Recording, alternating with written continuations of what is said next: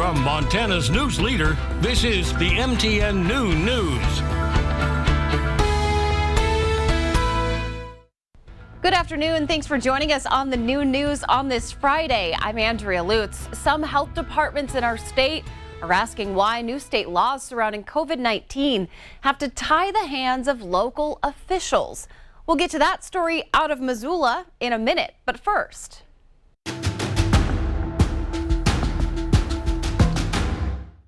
This afternoon, there's an investigation underway after a shooting in Tennessee left one person dead and 12 others seriously injured.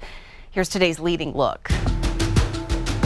Police say the suspect took his own life after firing multiple shots at a grocery store. Cell phone video appeared to capture the shot and the chaos unfolding. Investigators have yet to release a motive, but say the suspect may have been a disgruntled employee. Wyoming has issued an arrest warrant for Brian Laundrie. He's wanted for activities following the death of his fiancee, Gabby Petito. Well, the warrant alleges Laundrie used an unauthorized bank card around the time of Gabby's disappearance during a cross-country road trip. He has not been seen in more than a week. Well, the CDC says Pfizer booster shots should be offered to seniors 65 and above and other groups at risk. The panel says that boosters should be given at least 6 months after someone is fully vaccinated. The CDC still needs to sign off before boosters can be officially administered, though. Montana State Billings becomes the latest college in Montana to mandate masks inside. It's for all indoor classrooms and lecture halls until further notice. Well, the university president says they have a duty to keep the MSUB community safe and prevent further spread in Billings.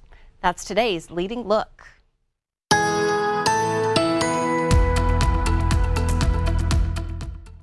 Good afternoon and happy Friday. I'm meteorologist Matthew Hidalgo filling in for Miller Robson this afternoon.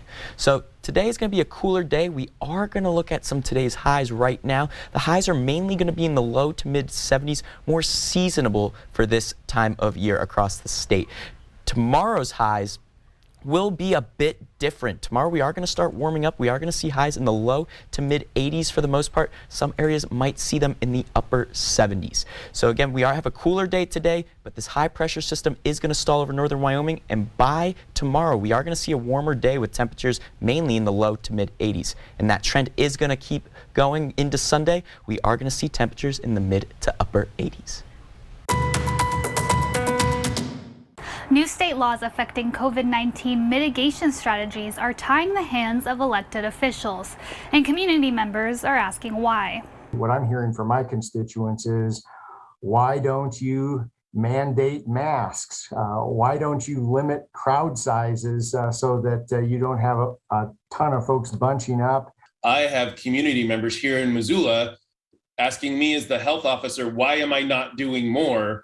According to Strohmeyer and Barnett, that reason is because of legislation like House Bill 257. That bill prohibits local boards of health and health officers from certain actions that restrict business, according to its title. House Bill 257 from last legislative session really hamstrung local government in terms of its ability to take proactive measures to try to curb the spread of COVID-19, which has yielded uncontrollable spread. House Bill 702, 121, and 632 also changed the dynamic of local health boards and elected officials regarding public health. There are actually a couple of bills that became law right towards the end of the session dealing with this issue of local health officials' authority to deal with the pandemic.